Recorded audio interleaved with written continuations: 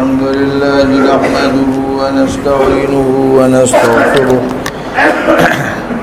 ونعوذ بالله من شرور أنفسنا ومن سيئات أعمالنا من يهده الله فلا مضل له ومن يضلله فلا هادي له ونشهد أن لا إله إلا الله وحده لا شريك له ونشهد أن سيدنا وسندنا ومولانا محمدا عبده ورسوله صلى الله تعالى عليه وعلى آله وصحبه أجمعين أما بعد فأعوذ بالله من الشيطان الرجيم بسم الله الرحمن الرحيم فأما من طغى وآثر الحياة الدنيا فإن الجحيم هي المأوى وأما من خاف مقام ربه ونهى النفس عن الهوى فإن الجنة هي المأوى صدق الله مولانا العظيم.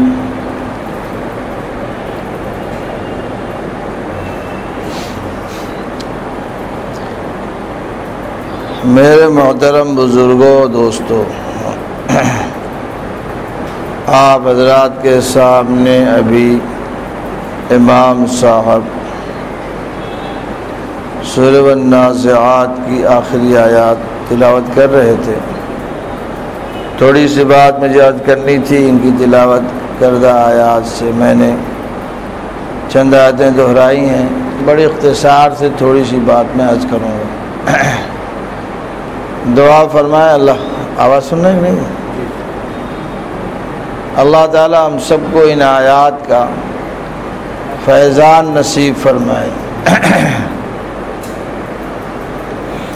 یہ تو اللہ کے کلام میں ہدایت کے بے شمار اسباب موجود ہیں. ایک آیت کا بھی اگر راز منکشف ہو جائے انسان اللہ سے جڑ جائے، قریب ہو جائے. اس کے فیوض و برکات لامتناہی ہیں، کبھی ختم ہونے والے نہیں ہیں. اور تھوڑا قریب آ جائیں، قریب آ جائیں. اس میں آواز کچھ کم ہے.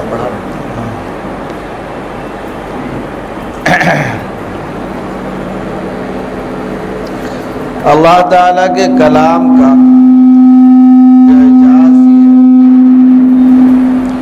کہ اللہ رب العالمین اسی آن میں رحمان و رحیم بھی، اور اسی آن میں اللہ تعالیٰ جہنم اور عذاب علیم کی بھی خبر دیتے ہیں. انسان کے بس کی بات نہیں کہ اسی لمحے وہ غصے میں بھی رہے، اسی لمحے خوش بھی رہے. قرآن کا معجزہ یہ ہے کہ قرآن اسی ایک سطر میں نبی عبادی انی انا الغفور الرحیم کہتا ہے، اور اسی سطر میں کہتا ہے کہ میں دردناک عذاب کی بھی ان کو خبر دیتا ہوں. اسی سطر میں جنت کی بشارت دیتے ہیں، اسی سطر میں جہنم کی بشارت دیتے ہیں.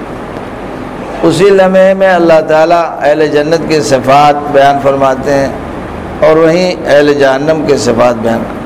تو یہ اللہ تعالیٰ کا کلام ہے اور اس کا اعجاز ہے کہ رب العالمین کے لیے ازداد کا جمع ہونا مشکل نہیں ہے کہ نہیں. انسان کے لیے ازداد کا جمع ہونا محال ہے، لیکن اللہ تعالیٰ کی شان تو بہت بلند بالا ہے. بات سمجھ میں آ گئی؟ اسی لمحہ وہ رحمان الرحیم بھی ہیں، غفور الرحیم بھی ہیں. اسی لمحے میں بھی وہ جبار ہیں، منتقم ہیں، ہے کہ نہیں. اسی لمحے وہ عذاب و جہنم. اللہ تعالیٰ نے یہاں بھی دو طرح کے انسانوں کا تذکرہ کیا اور ان کی کچھ صفات ذکر کی. فرمایا جنت اور جہنم والے الگ الگ ہیں. ان کی میں کچھ صفات بتاتا ہوں تاکہ ان صفات کو اپنے اندر غور کر کے اپنے لیے آدمی فیصلہ لے سکے کہ میری گاڑی کس طرف بڑھ رہی ہے، میرا سفر کس طرف ہو رہا ہے، میرا عمل جہنم کا ہے کہ جنت کا ہے. اس لیے کہ جنت جہنم کے جو اعمال ہیں یہی اس کے راستے ہیں. اعمالکم طرقکم الی الجنہ و الی النار. فرمایا یہ تمہارا عمل تمہیں یا تو جنت سے قریب کرتا ہے یا جہنم سے قریب کرتا ہے. انسان کا یہ عمل اسے یا جنت کے قریب لے جاتا ہے یا جہنم کے قریب لے جاتا ہے. تو اسے ذرا چوکنا رہنا چاہیے کہ ہمارا عمل کون سا ہے, کس گاڑی پہ ہم سوار ہیں, ہماری منزل سے قریب ہو رہی ہے یہ گاڑی یا ہماری منزل سے دور جا رہی ہے گاڑی. انسان کو بس بار بار اس بات پر توجہ رکھنی چاہیے. اللہ تعالیٰ نے یہاں جو ایک صفت بیان فرمائی, فرمایا فَأَمَّا مَنْ طَغَى وَآثَرَ الْحَيَاةَ الدُّنْيَا فَإِنَّ الْجَحِيمَ هِيَ الْمَأْوَىٰ. فرمایا دیکھو جس انسان میں تم یہ دیکھو جو طغیانی اور سرکشی کر رہا ہے, حد سے تجاوز کر رہا ہے, بندہ ہو کر حاکم بننے کی فکر ہے, بندہ ہو کر مالک بننے کی فکر ہے, بندہ ہو کر سیٹ بننے کی فکر ہے, مستقل بذات بننا چاہتا ہے. اللہ تعالیٰ نے اسے بندہ بنایا, وہ مالک بننا چاہتا ہے. سمجھ لیجیے کہ خطرہ بہت زبردست ہے. ایک بیماری پنپ نہیں ہے اس کے اندر جو اس کو مالک بنانے کے ہے کہ نہیں خیال سے اس کو الٹے سیدھے راستے پہ اب لے جائے گی. مالک بننے کا شوق اسے حرام حلال سے الگ کر دے گا. مالک بننے کا شوق اسے کسی کی اذیت اور تکلیف کا خیال ذہن سے ہٹا دے گا. اسی اللہ فرماتے ہیں فَأَمَّا مَنْ طَغَى, جو شخص طغیانی اختیار کرتا ہے. طغیان کہتے ہیں حد سے تجاوز کرنا, راستے سے ہٹ کر بے راہ ہو جانا. تو انسان اپنے دائرۂ عبدیت سے ہٹ کر اگر آگے بڑھتا ہے تو آپ سمجھیے طغیانی کر رہا ہے. ہر حد شرعی کو توڑنے والا طاغی ہے, ہر حد شرعی کو جو ہے پامال کرنے والا, حد سے تجاوز کرنے والا. فرمایا اس کی آگے جو ہے اس کی اس کا اثر کیا پڑے گا. وآثر الحیات الدنیا, دنیا کے تقاضے کو حیات دنیا کے تقاضے کو اپنائے گا, حیات آخرت کے تقاضے کو پیچھے کر دے گا. دنیا کی زندگی کے تقاضے کو اپنانا اس کے جہنمی ہونے کی علامت ہے. دنیا کے تقاضے کو اپنانا, دنیاوی زندگی کے تقاضے کو اپنانا اس کے جہنمی ہونے کی علامت ہے, اور آخرت کے تقاضے کو اپنانا اور وہاں کی زندگی میں کام آنے والے عمل کو اپنانا اس کے جنتی ہونے کی علامت. ٹھیک ہے, اب ہمیں بہت آسانی سے فیصلہ لینا چاہیے اپنے لیے کہ اگر ایسے تقاضے جو رب کے اور ایسے تقاضے جو دنیا کے ٹکراتے ہیں تو ہم اس وقت میں کیا کرتے ہیں. اللہ تعالیٰ نے فرمایا کہ بھائی یہ دنیا تو لہو و لعب کے علاوہ کچھ نہیں. وما هذه الحياة الدنيا إلا لهو ولعب وإن الدار الآخرة لهي الحيوان. فرمایا یہ دیکھو دنیا کی زندگی کھیل کود, آج کل کو سمجھانا بہت آسان ہے کہ نہیں, کہہ رہے ہیں کرکٹ ہو رہا ہے, سارا کرکٹ کے پیچھے انسان چوپٹ ہوتا چلا گیا. ٹھیک ہے, کھیل کود کے پیچھے آج وزیر اعظم اور وزیر گورنر جو کھیل تماشا دیکھنے جاتا ہے. یہ تو چھوٹوں کا شوق آج بڑوں کے سر پہ سوار ہو گیا. اللہ نے فرمایا کہ دیکھو یہ دنیا کھیل کود کے علاوہ کچھ نہیں. اس وقت میں شاید صحابہ جو ہے کہ نہیں سمجھنا چاہتے اور دیکھنا چاہتے تو اس وقت میں کھیل کود کا غلبہ نہیں تھا.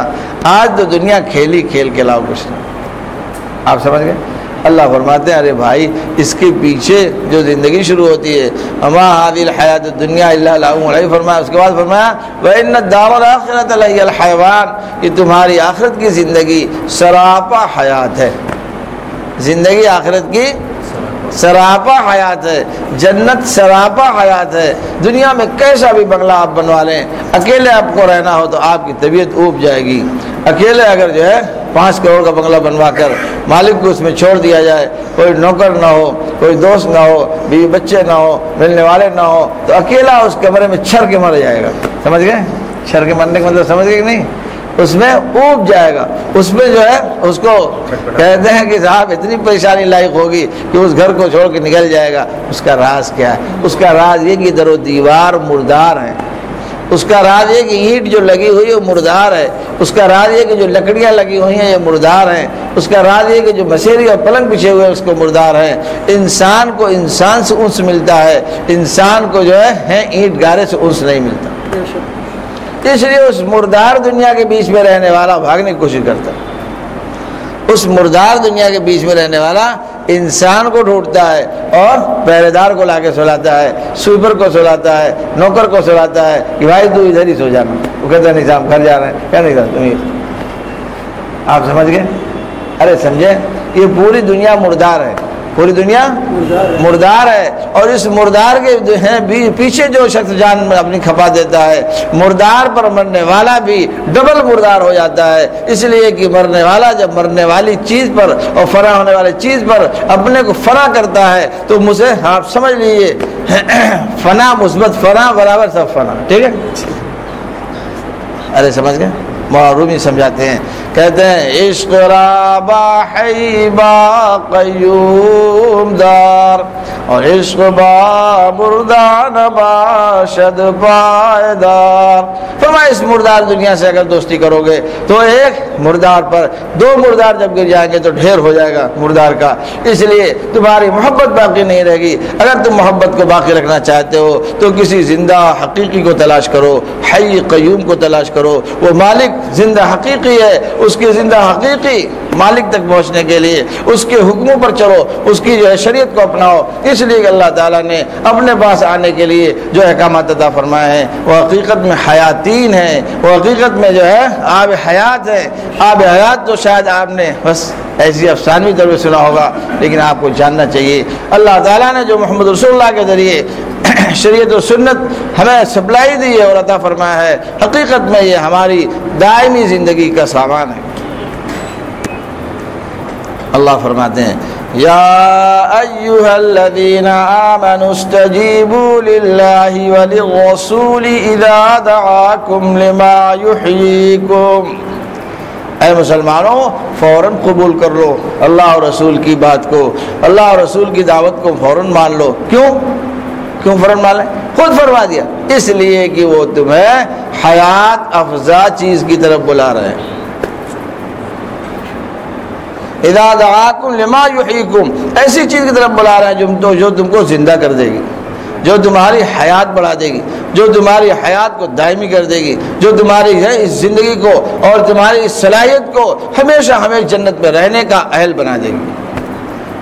بھائی نعمتیں بہت ہیں اس دنیا میں، لیکن جب مر جاتا ہے تو بات ختم ہو جاتی ہے کہ نہیں؟ اس لیے کہ اس جسم میں ہمیشہ نفع اٹھانے کی صلاحیت نہیں ہے، یا تو نعمت پہلے جاتی ہے یا پھر جو ہے نعمت سے فائدہ اٹھانے والا چلا جاتا ہے۔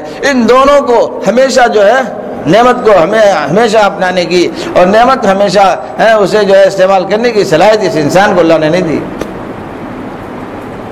بوڑھا ہوتا جاتا ہے سب، ہے کہ نہیں؟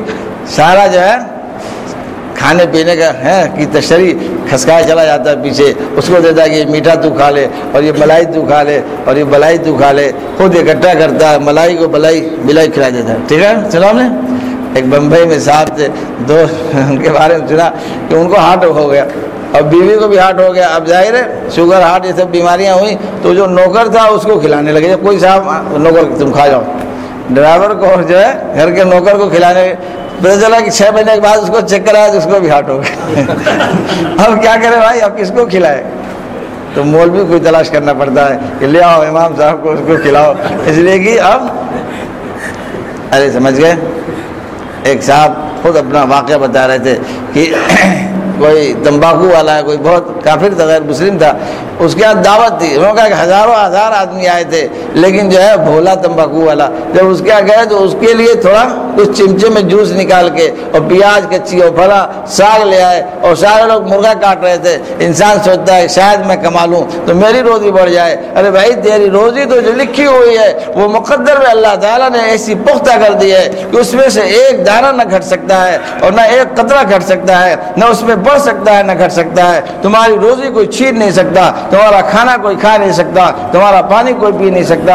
اس چیز کے پیچھے جو تم جو ہے حلال و حرام کو توڑتے ہوئے گزرتے جا رہے ہو، تم کو سوچنا چاہیے اللہ نے تمہاری روزی یہ کب کہا ہے کہ تمہیں کمانا پڑے گا؟ نہیں، تمہاری روزی دوسرا بوئے گا اور تیسرا پانی سینچے گا اور چوتھا اسے کاٹ کر لائے گا اور پانچواں اسے اپنے گوڈان میں لائے گا اور چھٹا اسے جو پیس کے گھر لائے گا اور ساتواں اسے پکائے گا اور آٹھواں تمہارے پلیٹ میں رکھ کے تمہارے سامنے پیش کر دے۔ آپ بتائیے بیچ میں کتنے ٹھیکیدار اور بیچ میں کتنے دعوے دار اپنی مالکانہ شان کے کھڑے تھے، لیکن روزی جس کی تھی وہ کھا کے چلا گیا۔ ارے سمجھ گیا؟ نہیں سمجھے؟ امام صاحب تو کرسی بہت چھوٹی رکھتے، کیا بات، دبلے بدلے نہیں بھائی. تو خیر چلیے اب آسان حکم آتے ہیں نا، اس لیے تو میں یہ کہہ رہا تھا آپ کو، کیا آپ اپنی روزی کے لیے پریشان ہیں؟ آپ بتائیے، جس نے غلہ بویا تھا وہ کبھی سوچتا تھا کہ کوئی بھلا مولانا کھا لیں گے؟ اس کو تو یہ ناز تھا کہ میں اس کا مالک ہوں، ڈنڈا لیے کھڑا رہتا.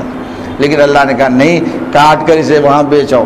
وہ وہاں لے جا کے بیچا ہے، لیکن وہاں سے کسی نے خریدا، وہاں سے کسی نے خریدا، وہاں سے کسی نے خریدا، اور جو آخر میں خریدار آٹا کو لے آ کر اپنے گھر پکواتا ہے، اس کو سوچتا ہے، خیال بھی نہیں آتا کہ یہ میرے جو ہے پلیٹ میں اور میرے فلیٹ میں یا پہنچنے والا رزق کسی دوسرے کا. سوچتا ہے وقت سے بدل کھانے سے پہلے آ گئے امام صاحب، انہوں نے کہا آ جائیے، کھائے چلے گئے.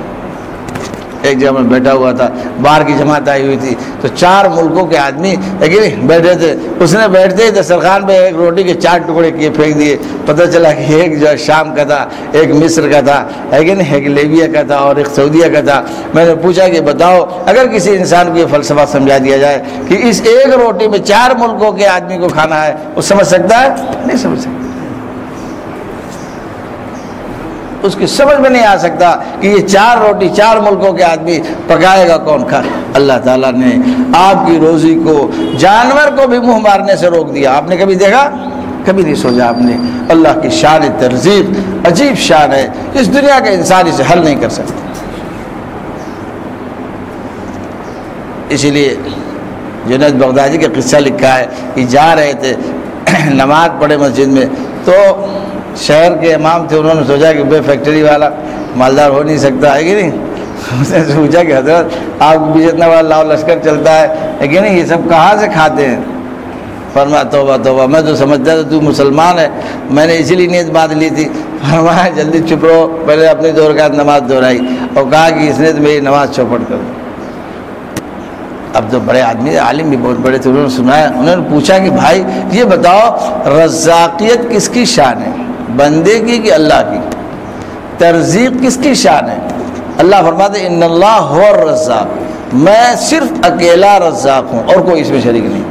حتیٰ کہ پیر پیغمبر شریک نہیں، حتیٰ کہ باپ شریک نہیں، حتیٰ کہ دادا شریک نہیں، بیٹا شریک نہیں. کوئی اپنے بیٹے کو یہ سمجھے کہ میرا رزاق ہے، کافر ہو جائے. کوئی اپنے باپ کو سمجھے کہ میرا روزی رساں ہے، کافر ہو جائے. کوئی ایک کھیت کو دیکھ کر سمجھتا ہے کہ یہ رزاق ہے، کافر ہو جائے گا. رزاق صرف اور صرف ایک ذات ہے. حتیٰ کہ میکائیل کو جو روزی بانٹتے ان کو بھی پتہ نہیں. ٹیلی فون آیا کہ ان کو 5 لاکھ پہنچا دو، ان کی سمجھ میں آیا کیسے جانا ہے، ختم ہے کہ نہیں. آپ سمجھ گئے؟ تو اللہ تعالیٰ روزی کے اکیلے مالک ہیں، اس میں کوئی شریک ہے ہی نہیں. تو انہوں نے فرمایا کہ بتاؤ تم یہ شان ترزیق اللہ کی صفت ہے؟ اللہ نے یہ نہیں کہا کہ اگر صلاحیت تمہارے اندر لینے کی زیادہ ہوگی تم کو زیادہ دیں گے، نہیں. فرمایا یہ سب صلاحیت میری ہے، میں جتنا چاہوں گا دوں گا. اس لیے رزاقیت میری شان ہے، میں جس کو جتنی روزی چاہتا ہوں دیتا ہوں. ہے تم پڑھے لکھے ہو کہ جاہل ہو، تمہیں ڈھنگ ہے کہ ڈھنگ نہیں ہے، تم کمزور ہو کہ تم جو ہے طاقتور ہو، اس سے کوئی بحث نہیں. یہ شان ترزیق اللہ کی صفت ہے، بندے کی صفت نہیں ہے. مولانا سمجھا دیں گے کبھی، ٹھیک ہے. آگے اللہ تعالیٰ نے کیا فرمایا؟ ان اللہ هو الرزاق ذو القوة المتین. فرمایا کہ دیکھو میں بڑی طاقت والا ہوں، امریکہ بھی میری روزی کے ہے کہ نہیں ٹینکر کو روک نہیں سکتا ہے. یہ نہیں کہ صاحب امریکہ کے ٹینکر تو روکنے والے لوگ ہیں، اس کا جو خوراک کا جب ٹینک جاتا ہے لوگ روک کے اسے فیس لے لیتے ہیں، چل پیسہ جمع کر پھر کھانا، ہے کہ نہیں. لیکن اللہ تعالیٰ کی روزی کا جب ٹینک چلتا ہے، اس کا ٹینکر چلتا ہے تو کوئی روک نہیں سکتا. آپ دیکھیے گھر میں سب سے کمزور کو پہلے روزی پہنچتی ہے، اس لیے کہ اس کمزور کو سب سے پہلے کھلانے کا اس نے طاقت والے نے فیصلہ کیا ہے. اس طاقت والے کی طاقت کو کوئی چیلنج نہیں کر سکتا. لہذا چھوٹے بچے کو سب سے پہلے شیشی منہ میں پہنچتی ہے، اور بوڑھے باپ کو سب سے پہلے روٹی ملتی ہے، اور کمزور ماں کو سب سے پہلے چائے ملتی ہے، اور طاقتور لوگ جھاپڑ کھا چپ ایک جھاپڑ مارتا ہے، ابھی بیٹھو چلا رہے ہو تم. چھوٹا لڑکا پہلے کھاتا ہے، بڑا آپ سمجھ گئے؟ ارے سمجھ گئے؟ اگر سمجھ گئے تو پریشان ہونے کی ضرورت نہیں. ان اللہ هو الرزاق ذو القوة المتین. اس لیے رزاقیت کے بعد اس نے 2 صفت بیان فرما دی. میں ذو القوت ہوں، مجھ سے بڑی طاقت والا کوئی نہیں. اب میں روزی پہنچانا چاہوں گا، کوئی روک دے گا؟ نہیں روک سکتا. اور متین ہوں میں، انتظام مضبوط میرا ہے، اس مستحکم نظام کے تحت کام ہوتا رہے گا، تم بے فکر رہو. بات سمجھ میں آ گئی؟ تو انہوں نے کہا کہ امام صاحب تمہارا ایمان ٹھیک نہیں، اس لیے کہ اللہ تعالیٰ کی کسی شان میں کسی صفت میں شبہ پیدا کرنا اور شبہ رکھنا یہ کفر کا شبہ ہے. اور فرمایا بہت عجیب بات فرمائی انہوں نے، فرمایا کہ جو ہے الشاک فی ترزیقہ الشاک فی توحیدہ، شک رکھنے والا اللہ کی شان ترزیق میں، وہ حقیقت میں اس کی شان توحید میں شک رکھنے والا ہے. آپ سمجھ گئے؟ اگر سمجھ گئے تو اس دنیا میں کچھ ہے ہی نہیں. ساری دنیا کے، بہت غور سے سنیے آپ، جتنی صنعت گاہیں ہیں، جتنے اسکولز ہیں، جتنے کالج ہیں، جتنی یونیورسٹیاں ہیں وہ صرف پیٹ کا انتظام کرتی ہیں. کہاں کا؟ پیٹ اور پلیٹ بس. اور آپ اور آگے بڑھیے تو فلیٹ. ٹھیک ہے، پیٹ پلیٹ فلیٹ کے آگے ان کے پاس کچھ نہیں. کچھ ہے بھائی؟ ان سے پوچھئے کہ آپ کے علم میں قلب کی غذا ہے؟ کہتے نہیں. ان کے سے پوچھئے کہ تمہارے دماغ کو بھی تو کچھ غذا چاہیے؟ کچھ نہیں. ہے نہیں؟ ارے سمجھ گئے؟ اس لیے ایک اللہ کا علم ایسا ہے جو انسان کو جنت تک پہنچنے کا علم عطا کرتا ہے. صرف اور دنیا کی جتنی یونیورسٹیاں اور کالج ہیں وہ تمہیں لے جا کے گڑھے میں ڈھکیل کے دفنا دیں گی، بات ختم. مر گئے سب کرنسی فیل. آنکھ بند ہوئی سارا رجواڑا اجڑ گیا. آنکھ بند ہوئی، کان بند ہوئے، سب ختم. آگے وہ پوچھے گا فرشتہ کرنسی دیکھا، اس کا کچھ ہے ہی نہیں. ارے کہیں پاس دیکھا کہ کہیں بیٹھو تب.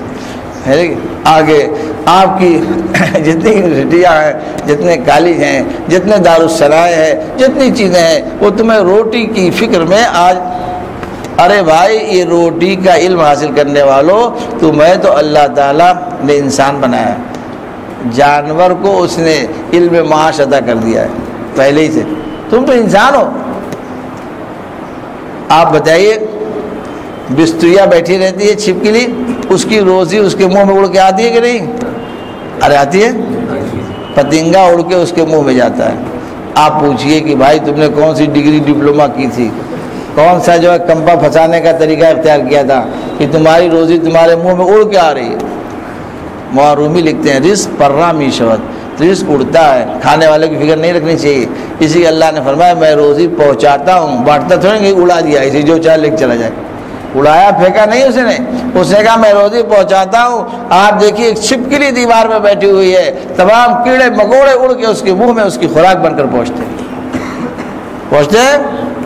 آپ سب اس لیے اچھا آپ بتائیے کہ یہ مچھروں کو اپنی روزی حاصل کرنے کا ڈھنگ معلوم ہے کہ نہیں؟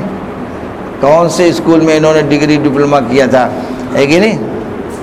جانور کو اللہ تعالیٰ روزی پہنچانے کا انتظام اللہ نے جانور کے لیے بھی اپنے ذمہ لے رکھا ہے.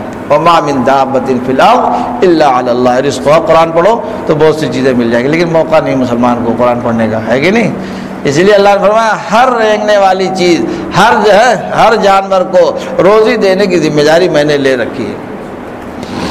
بات سمجھ میں آ گئی؟ سمجھ میں آ گئی نا؟ اگر سمجھ میں آ گئی تو سب جتنی یونیورسٹیاں اور کالج ہیں اس کو تالا مارو، اس کی کوئی ضرورت نہیں ہے. اگر روزی کے نام پہ دے رہے ہیں، اللہ تعالیٰ نے چوہے کو بتا دیا کہ تو گھاس کھائے گا. ایک قصہ ہمارے ایک بزرگ سناتے تھے، انہوں نے کہا کہ ایک جگہ بوتل میں شہد رکھا ہوا تھا. ٹھیک ہے، شہد کا منہ جو ہے، بوتل کا منہ تھوڑا سا پتلا تھا، تو جب چوہا آیا تو اس کو شہد کھانا تھا. اس نے دیکھا منہ ڈال کے تو کہا کہ سائز صحیح نہیں ہے، جا پھنس جائے گا. ٹھیک، اس نے انجینئرنگ کیا تھا، کچھ نہیں کیا تھا. چوہے نے الٹ کے اپنی پونچھ ڈال دی اور پورے بوتل کی شہد چاٹ کے ختم کر دیا. ارے سمجھ گئے؟ وہ کہہ رہے کہ میں تماشا دیکھ رہا تھا. چوہے نے بوتل میں اپنی پونچھ ڈالی اور اس کو کھینچ کے چاٹ لیا اور پھر چاٹتا رہا اور بنا کہ اس کو صاف کر دیا اس نے. ارے سمجھ گئے؟ اچھا بتائیے، ہر جانور کو روزی ملتی ہے کہ نہیں ملتی؟ انسان کو چھوڑ دیجیے، ہر جانور کو روزی ملتی ہے. تو اس نے کون سی ڈگری ڈپلوما اور کون سی جو ہے یونیورسٹی اور کون سے کالج اور کون سے جو ہے کمپیوٹر، ہے کہ نہیں؟ کورس کر رکھا ہے جس کو روزی مل رہی ہے۔ آپ کی تمام یونیورسٹیوں کی روزی کا ایک ہی حاصل ہے اور دوسرا کچھ نہیں کہ اس کو کتنی زیادہ روزی مل جائے، کس کا حق مار لے، کیسے بے ایمانی کر لے، کیسے داڑھی مار لے، کیسے آپ سامان دکھائے دوسرا اور بیچ دے دوسرا، اور ساری جو ہے یہ تمام دغا بازیاں صرف اس کو روٹی کے بہانے سمجھائے ہوئے ہیں کہ تجھے روزی زیادہ مل جائے گی۔ اب بتائیے روزی زیادہ مل جائے گی؟ اگر اس کام کے لیے یہ لوگ یونیورسٹی کھولے ہوئے ہیں تو بالکل فضول ہے، بند کر دینا چاہیے، ٹھیک ہے۔ اللہ تعالیٰ نے اس علم انسان کو، ہے کہ نہیں، میں اس کی توہین نہیں کر رہا ہوں، میں اس کی حقیقت بتا رہا ہوں۔ آپ سمجھیں گے کہ میں اس کی توہین تذلیل کر رہا ہوں، نہیں، وہی توہین، میں آپ کو اس کی حقیقت بتلا رہا ہوں کہ اس یونیورسٹی اور دنیا کے علم کا مبلغ علم کیا ہے، کہاں جا کے اس کا علم ختم ہوتا ہے۔ بات سمجھ میں آ گئی؟ اگر سمجھ میں آ گئی تو اللہ تعالیٰ فرماتے ہیں، بات ختم کرتا ہوں میں، اللہ تعالیٰ نے فرمایا کہ جو ہے فَأَمَّا مَنْ طَغَىٰ وَآثَرَ الْحَيَاةَ الدُّنْيَا، اسی روزی کے بارے لوگ زیادہ تر ہے کہ نہیں دین کا کام چھوڑتے ہیں۔ کہ صاحب کیسے جائیں حضرت، بتائیے دکان پہ کون بیٹھے گا، حضرت کیسے جائیں، اذان تو ہوتی ہے لیکن وہی مکان ہے، دکان ہی میں نماز پڑھ لیتے ہیں، گھر میں پڑھ لیتے ہیں، آخر بتائیے کہ شام کو 200 بال بچوں کو کھلانا ہے، یہ اپنے کو رزاق سمجھتا ہے۔ آپ بتائیے اس کو یہ سمجھانا چاہیے کہ تو بچوں کا رزاق ہے یا منتظم ہے، بچوں کا منتظم ہے، رزاق نہیں ہے۔ تو منتظم کو پریشان کی ضرورت نہیں، جتنا ہے اسی میں انتظام کر دے۔ ہمارے لوگ آتے ہیں تو میں یہ کہتا ہوں میں مدرسے کا انتظام دیکھ دیتا ہوں، بس اس کی ترتیب جو آیا اسی میں بانٹ دیا، یہ کام کرو جا کے، میرے میں کوئی کام نہیں، ٹھیک ہے۔ تو ایسی انتظام ہے۔ اللہ فرماتے ہیں یاد رکھنا، اگر دنیا کے تقاضوں کو ترجیح دیتے ہو تو جہنم میں جانے کی تیاری کر رہے ہو، اور اگر آخرت کے تقاضے کو ترجیح دیتے ہو تو جنت کا راستہ تمہارے قریب آ رہا ہے، ٹھیک ہے۔ اصل علاج جو ہے وہ بہت لمبی تقریر کی ضرورت پڑے گی۔ آگے والی آیت میں اللہ نے سمجھایا ہے کہ دیکھیے وَأَمَّا مَنْ خَافَ مَقَامَ رَبِّهِ وَنَهَى النَّفْسَ عَنِ الْهَوَىٰ، اصل انسان جو اپنے نفس پردھان کی بات مان کر حاکم الحاکمین کی نافرمانی کرتا ہے، اصل علاج اسی نفس پردھان کا کرنا چاہیے۔ اس لیے حدیث میں بھی سمجھایا گیا عَادَ عَدُوِّكَ نَفْسُكَ، کہ تمہارا نفس جو ہے تمہارا سب سے بڑا دشمن ہے، اور امریکہ سے بھی بڑا دشمن ہے، یہاں تک کہ امریکہ سے بڑا دشمن۔ آج امریکہ کی آپ کی دشمنی کا خوف آپ کو یہاں آسام میں بیٹھ کے جو ہے پریشان کیے ہوئے ہیں، ٹھیک ہے نہیں، چائنا کا خوف پریشان کیے ہوئے۔ بھائی اپنے نفس کا خوف تو سوچو، اللہ رسول اللہ فرما رہے ہیں کہ تمہارا سب سے بڑا دشمن تمہارا نفس ہے، جو تمہارے ہاتھ پیر سے جہنم کا عمل کرا دیتا ہے، جو تمہاری زبان سے جہنم کا بول بلواتا ہے، جو تمہاری اپنی آنکھ سے جہنم کا عمل کراتا ہے، جو تمہارے اپنے دماغ کو جہنم میں جانے والے کام میں جھونک دیتا ہے۔ تمہارا اپنا ہاتھ پیر تمہیں جہنم میں لے جا رہا ہے، تمہیں پتہ نہیں۔ یہ کون ڈرائیور کون ہے؟ یہ نفس ڈرائیور ہے، یہ تمہارے جان کو بھی اور مال کو بھی اولاد کو بھی غلط طریقے سے استعمال کر کے تمہیں جہنم کے رخ پہ ڈالے ہوئے ہے۔ اس گھر کے دشمن سے باخبر اور ہوشیار رہنے کی ضرورت ہے۔ اس گھر کے دشمن سے سب سے زیادہ ہوشیار رہنے کی ضرورت ہے، سب سے زیادہ باخبر رہنے کی ضرورت ہے، اس کے علاج کی فکر کرنے کی ضرورت ہے۔ اگر علاج کی فکر نہیں کیا تو یہی نفس لے کر جہنم میں چلا جائے گا، ٹھیک ہے۔ اللہ تعالیٰ جب جہنم میں انسان جائے گا تو کیا کہیں گے؟ وہ کہے گا صاحب امریکہ نے مروا دیا ہے، کوئی کہے گا صاحب چائنا بارڈر پہ تھا ہمارے، کوئی کہے گا کچھ، کوئی کہے کچھ، کوئی کہے گا صاحب بھاجپا والے یہاں کیا بتائیں حضرت۔ اللہ تعالیٰ سے کہے گا بھاجپا والوں نے ہمیں ستیہ ناش کر رکھا تھا۔ اللہ میں پوچھیں کہ میں نے کسی دشمن کو اتنی طاقت نہیں دی تھی کہ تمہارا ایمان چھین سکے، تمہارے اعمال صالحہ کم کر سکے، ہے نہ شیطان کو میں نے طاقت دی، نہ تمہارے نفس کو طاقت دی۔ یہ کام تم نے خود کیا ہے، یہ کام تم نے خود کیا ہے، اس لیے جہنم میں جانے والے کو یہ سننا پڑے گا جزاء بما کانوا یکسبون، یہ تمہارے ہاتھ پیر کی کمائی ہے، تمہاری زبان کی کمائی ہے، تمہاری آنکھوں کی کمائی ہے، تمہارے مال سے جہنم خریدی ہوئی ہے، تمہاری جو ہے یہ خرید کردہ جہنم تمہارے اپنے عمل سے خریدی ہوئی ہے، اپنے اختیار سے جو ہے تم نے جہنم کو قبول کیا ہے، کسی دشمن نے تم پر تھوپا نہیں ہے، یہ سارا کا سارا نظام تمہارا اپنا ہے۔ تم نے اپنی زبان کیسے استعمال کی، اپنی زبان کے استعمال کرنے کا ڈھنگ کیوں نہیں سیکھا، اپنے دماغ کے سوچنے کا ڈھنگ کیوں نہیں سیکھا، نہیں سیکھا تو وہی کمپیوٹر تم کو لے جا کے اسے لڑا دیا۔ بات سمجھیں؟ اس لیے اب سب سے بڑی ذمہ داری ہر مسلمان کی ہے اپنے نفس کے شرور سے باخبر رہے۔ اللہ تعالی ہم سب کو فہم سلیم عطا فرمائے۔ جس دن آپ کو یہ فکر ہوگی ہم اپنے نفس سرکش سے کیا ہے ہم اس کے خطرے سے بچے رہے، اسی دن سب آپ کو ساری چیزیں سمجھ میں آ جائیں گی۔ بات سمجھ میں آ گئی؟ خواجہ صاحب کہتے ہیں بھروسہ کچھ نہیں اس نفس امارہ کا اے زاہد، بھروسہ کچھ نہیں اس نفس امارہ کا اے زاہد، فرشتہ بھی یہ ہو جائے تو اس سے بدگماں رہنا۔ کبھی فرشتے کی شکل میں آتا ہے علامہ بن کے، ٹھیک ہے، اسی میں اس کو دھوکہ دے دیتا، پتہ ہی نہیں پاتا ہو۔ خواجہ صاحب کی شعر کہتے ہیں نفس کا مار ہے سخت جاں دیکھ ابھی مرا نہیں، نفس کا مار مانے سانپ کے، کہتے ہیں نفس کا مار ہے سخت جاں دیکھ ابھی مرا نہیں، غافل ادھر ہوا نہیں اس نے ادھر ڈسا نہیں، غافل ادھر ہوا نہیں اس نے ادھر ڈسا نہیں۔ بات سمجھ میں آ گئی؟ اگر سمجھ میں آ گئی تو دعا کرو اللہ تعالیٰ ہم سب کو اس دنیا میں نفس و شیطان کے پیچھے جا کر ہلاک ہونے سے بچا لے۔ بس اپنی شریعت اور سنت جو اللہ نے عطا فرمائی ہے وہ ہمارے لیے سراپا رحمت ہے، ہمارے لیے جنت کا راستہ ہی نہیں، جنت میں کی نعمتوں کو اٹھانے کی صلاحیت اور کیپیسٹی ادا کرنے والی ہے وہ۔ اگر اس کا آپ نے حیاتین کو نہیں لیا تو پھر دنیا کے یہی حال ہوگا کہ نعمتیں رکھی رہ جائیں گی، فائدہ نہیں اٹھا سکیں گے آپ۔ ٹھیک ہے، الحمدللہ رب العالمین والصلاة والسلام علی سیدنا مولانا محمد النبی الامین وعلی آلہ وصحبہ اجمعین۔ اللہم انکا عفو کریم تحب العفو فاعف عنا، اللہم اصلح لنا شاننا کلہ ولا تکلنا الی انفسنا طرفۃ عین، یا حی یا قیوم برحمتک نستغیث اصلح لنا شاننا کلہ ولا تکلنا الی انفسنا طرفۃ عین، یا حی یا قیوم برحمتک نستغیث، یا مقلب القلوب ثبت قلوبنا علی دینک، یا مصرف القلوب صرف قلوبنا علی طاعتک۔ اے اللہ مات اپنے فضل و کرم سے ہم میں سے ہر ایک کے قصوروں کو گناہوں کو معاف فرما، ہم میں سے ہر ایک کو اپنا قوی صحیح تعلق عطا فرما، اپنی محبت معرفت نصیب فرما۔ اے اللہ ہم میں سے ہر ایک کو اپنے محبوب نبی صلی اللہ علیہ وسلم کی صحیح محبت اور ان کی سنتوں سے سچی محبت اور ان کے طور طریقے کا عشق نصیب فرما دے۔ اے اللہ غیروں سے ہمیں بچا لے اور دشمنوں کے پیچھے جا کر ہلاک ہونے سے ہمیں محفوظ فرما دے۔ اللہ نہ تو شیطان کے چنگل سے ہمیں چھڑا لے، یا ہمارے دشمن ہے ایک لمحے کے لیے بھی موقع پانے پر یہ ہمیں ہلاک کر دیں گے، ہمیں جہنم میں ڈھکیل دیں گے۔ اے اللہ ہم سب کو مال اپنے فضل و کرم سے اپنے اولیاء اور دوستوں میں شامل فرما لے، اپنے اولیاء دوستوں کی صفات عطا فرما، اولیاء دوستوں کے اوصاف عطا فرما، اپنے اولیاء دوستوں کی زبان عطا فرما، اولیاء دوستوں کا کان عطا فرما، اولیاء دوستوں کی نگاہیں عطا فرما، اولیاء دوستوں کا ظاہر باطن عطا فرما، اپنے اولیاء دوستوں کا مال عطا فرما، اولیاء دوستوں کا اہل و عیال عطا فرما۔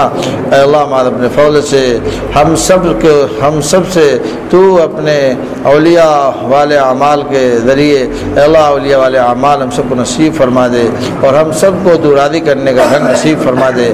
اے اللہ ہمیں اپنے راضی ہونے والے اعمال سے لگا دے اور ناراضگی والے کاموں سے ہمیں بچا لے۔ اے اللہ اس وقت جو کچھ عرض کیا گیا اے اللہ اسے قبول فرما لے، اور ہم سب کو عمل کی توفیق نصیب فرما، ہم سب کو اپنے نفس سے ہوشیار رہنے اور سب سے بڑے دشمن سے متنبع رہنے، بیدار رہنے کی توفیق عطا فرما۔ آج ہماری ساری غفلت ہمارے نفس کی طرف سے ہے، ہم نفس کو اپنا دوست سمجھے ہوئے ہیں، ہم نفس کو اپنا خیر خواہ سمجھے ہوئے ہیں، ہم نفس کے کہنے پہ داڑیاں مٹا دیتے ہیں، اس کے کہنے سے جو ہے بال رکھ لیتے ہیں، اس کے کہنے سے تمام برائیوں کا ارتکاب کر جاتے ہیں، لیکن یہ نفس چودھری ہمیں ہلاک کر رہا ہے۔ اے اللہ اس نفس کی ہلاکت سے ہمیں بچا لے۔ اے اللہ اپنے محبوب نبی کے صدقے میں اپنے محبوب کا پیارا طریقہ عطا فرما دے، محبوب کی سنت عطا فرما، محبوب کی صورت عطا فرما، محبوب کی سیرت عطا فرما، محبوب کا قول عطا فرما، محبوب کا عمل عطا فرما۔ مراد جو تیرا محبوب ہو اس کی کوئی چیز غیر محبوب کیسے ہو سکتی ہے؟ آج ہم محبوب تو تیرے رسول کو مانتے ہیں، لیکن شکل صورت جو ہے دشمنوں کی رکھتے ہیں، آج شکل صورت جو ہے غیروں کی رکھ کر ہم خوش ہو رہے ہیں۔ اللہ ہم سب کو تو معاف فرما دے، اللہ ہم سب کو معاف فرما دے، اپنے محبوب کے پیارے طریقے کی قدردانی کی توفیق عطا فرما، اپنے گھروں میں اللہ ہم سب کو سنت جاری کرنے کی ہمت عطا فرما، اللہ ہم سب کو شریعت پر سنت پر چلنا سہل فرما، اور 100% ہم سب کو مسلمان بنا دے، اندر سے باہر سے 100% مسلمان بنا دے۔ ربنا وآتنا ما وعدتنا على رسلك ولا تخزنا يوم القيامة إنك لا تخلف الميعاد۔ صلی اللہ تعالی علیہ وسلم۔